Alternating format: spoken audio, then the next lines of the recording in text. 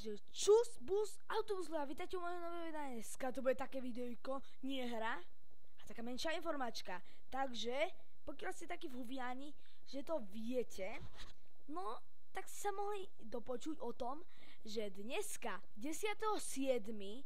na ČT2 18.55 budú dávať doktora Who.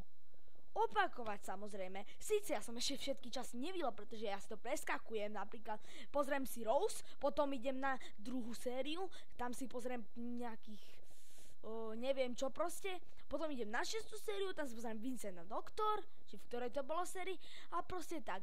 No, tak teraz to kľudne môžem pozrieť po poradí a nemôžem to preskakovať, pretože to bude v telke. Telku už má vybavenú, každý deň bude. A dopočul som sa, že to budú dávať aj cez víkend, čiže to je veľmi super. Tak sa na to teším. Aj môj Šrobovák sa teší, počúvajte. Ja, ty brďo, tak sa teším, veď teraz vám ukážem informácie, viacej k tomu informácií, počkajte. Tak. A takto. No, takže na ČT2 od 10.7.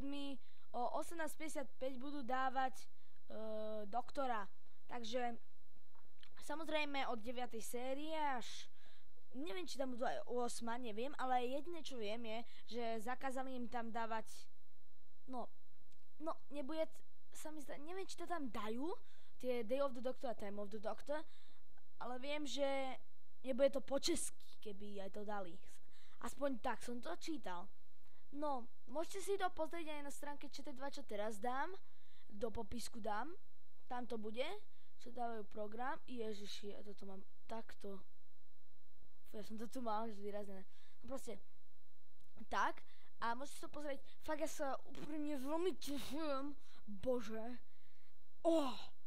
Tak teším. A takže toto je asi tak koniec tohto videa.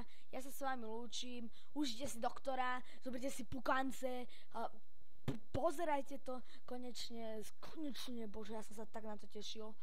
Bože. Pozerajte si to, užite si to a čus, bus, autobus.